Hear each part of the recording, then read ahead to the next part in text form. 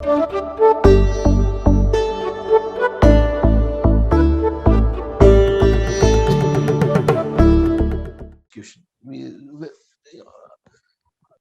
370 was written down. They seem to have not moved 1 inch forward, right? I mean, there was some premature celebration that happened about this great achievement that's happened, but I don't. But I think that we've actually regressed in many ways, and since we've gone back several steps now.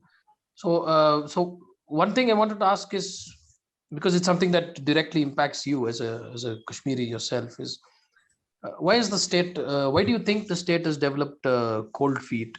And do you ever see a scenario where the pundits can actually go back to the place of their origin, and this whole thing? Yeah, so I mean, when the Article 370 was made inoperative, on the same day, 5th August, we had a great party in our office as well, and we Right. also put the video out there because people used to accuse of being anti-government. So we thought that it's good to actually show that we are also celebrating. I mean, we were Yeah. celebrating, but we made a video and put it out there Right.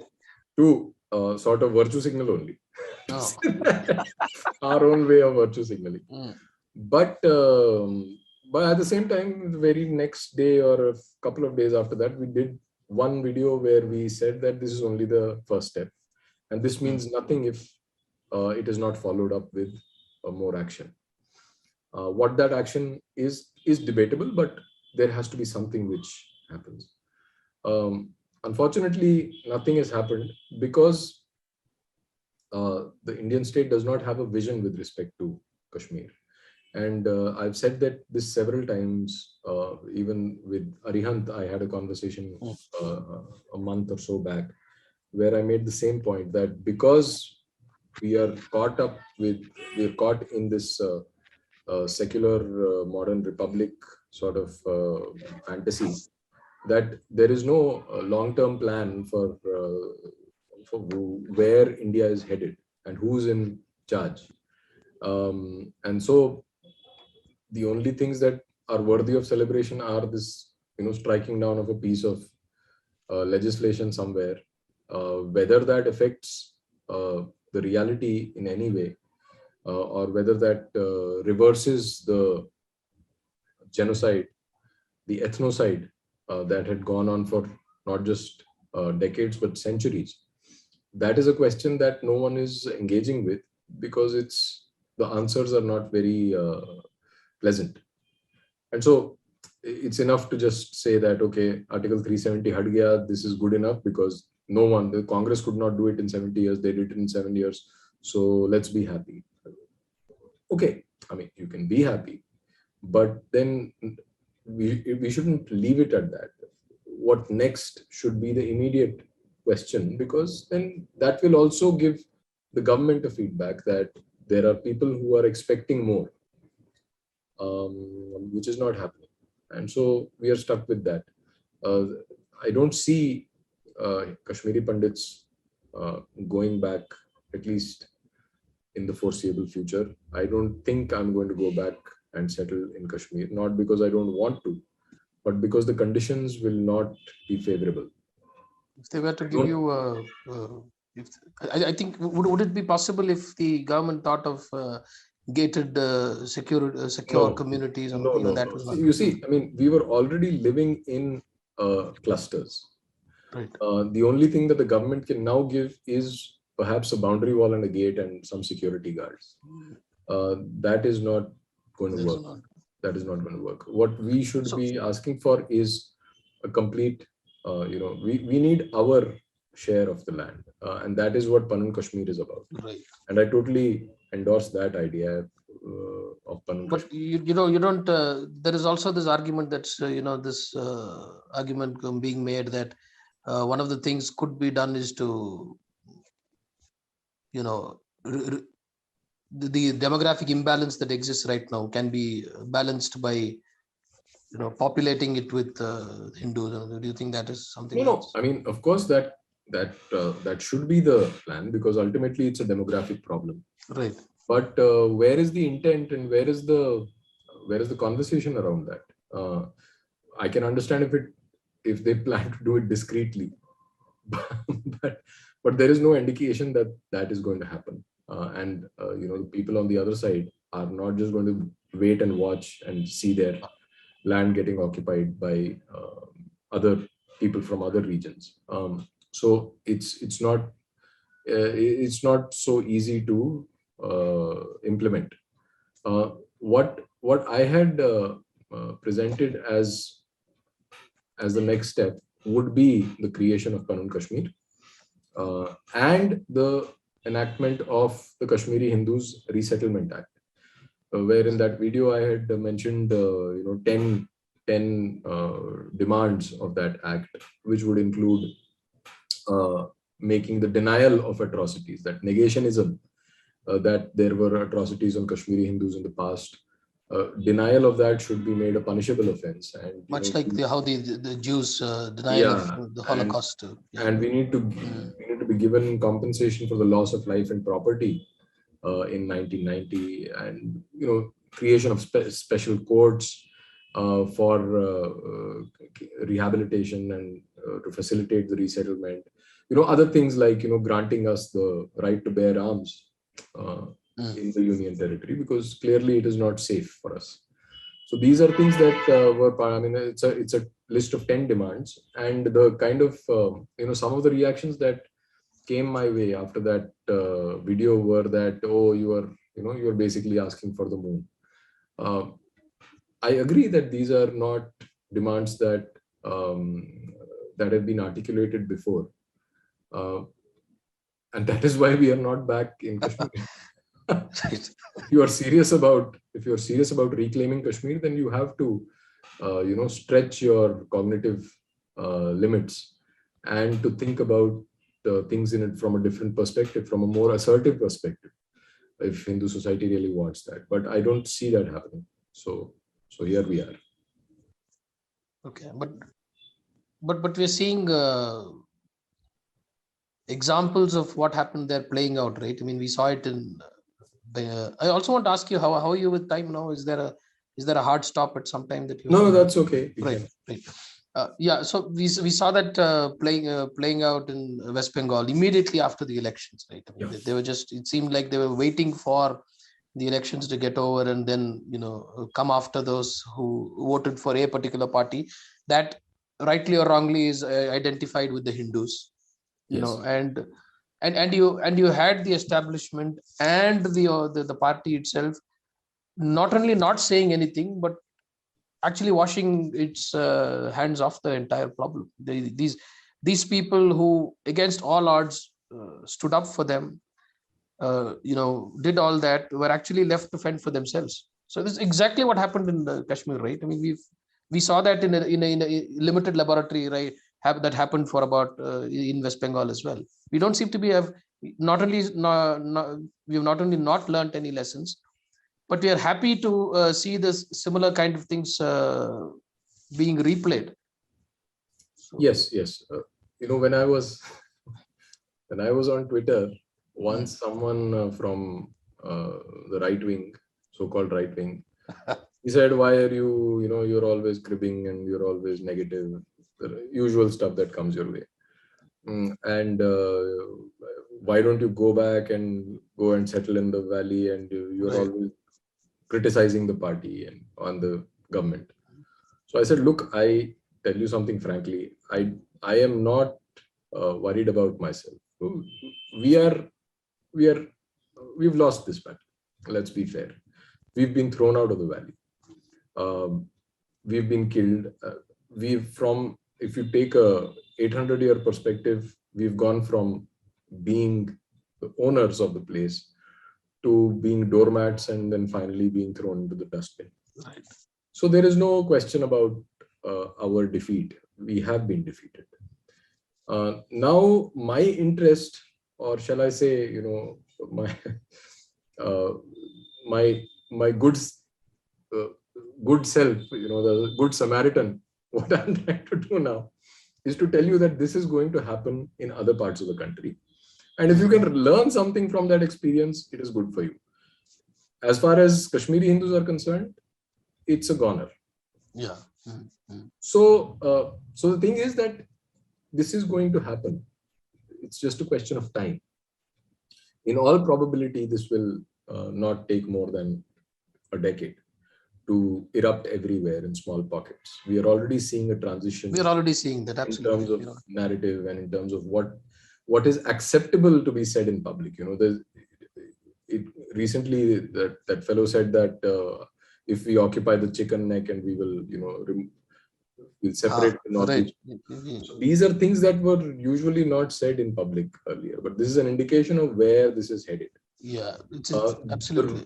The root cause of it again is that the other side has let's say, a civilizational vision, because they're part of the Islamic sphere. It's a global Right. So this is a subset of the larger, And in the Bangladesh parliament itself has a resolution for achieving greater Bangladesh, right?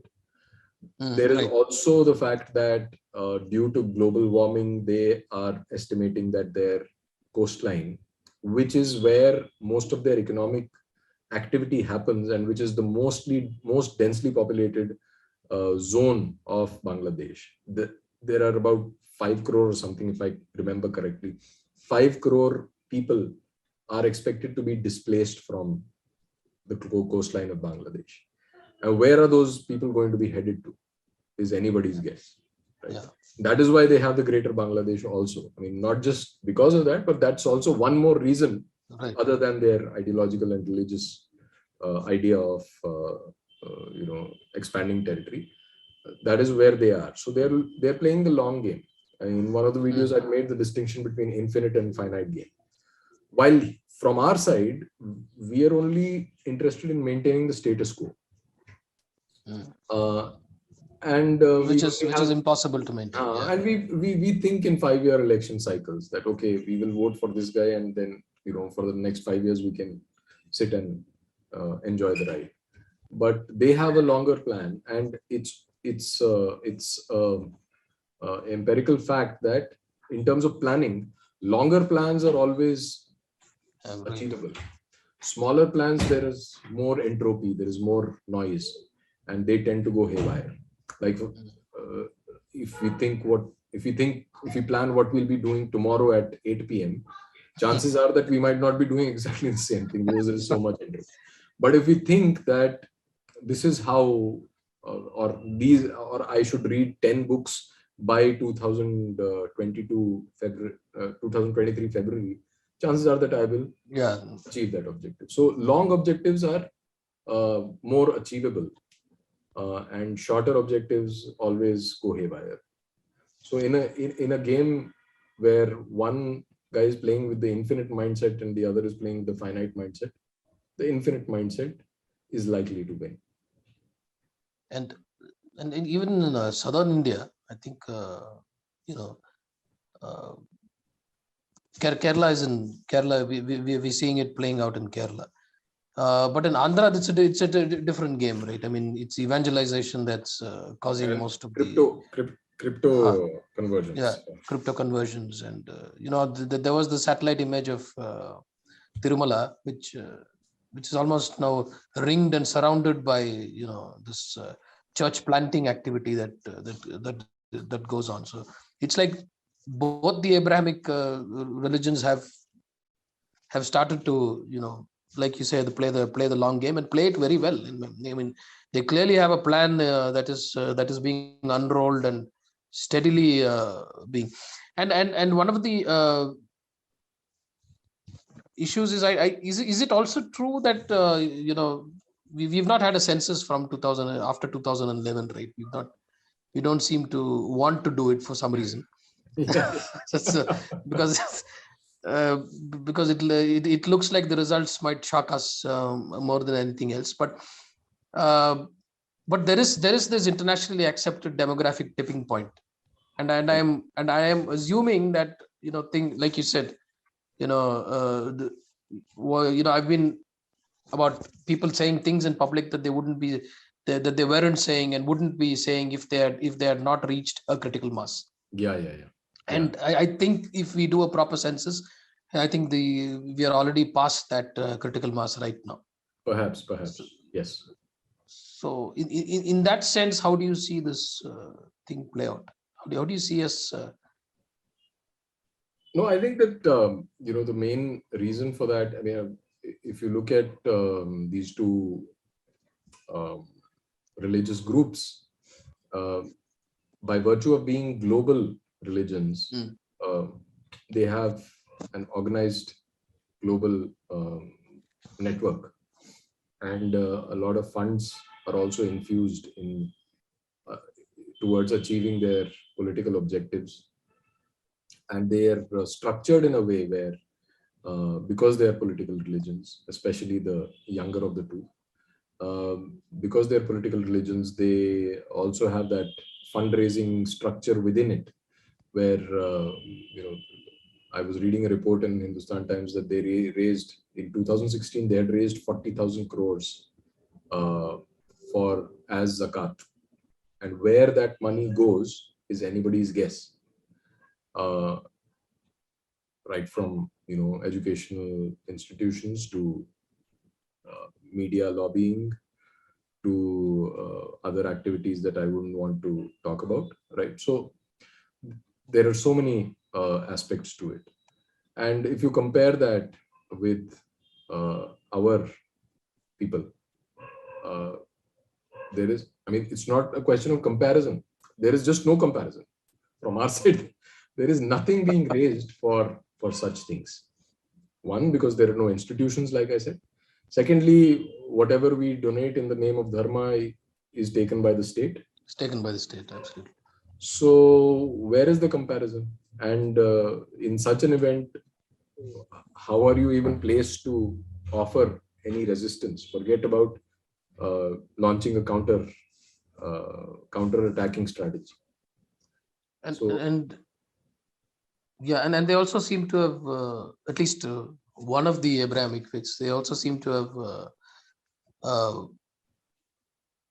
managed or seem to have managed the preventing their people from getting caught up in this woke liberalism, these kind of things.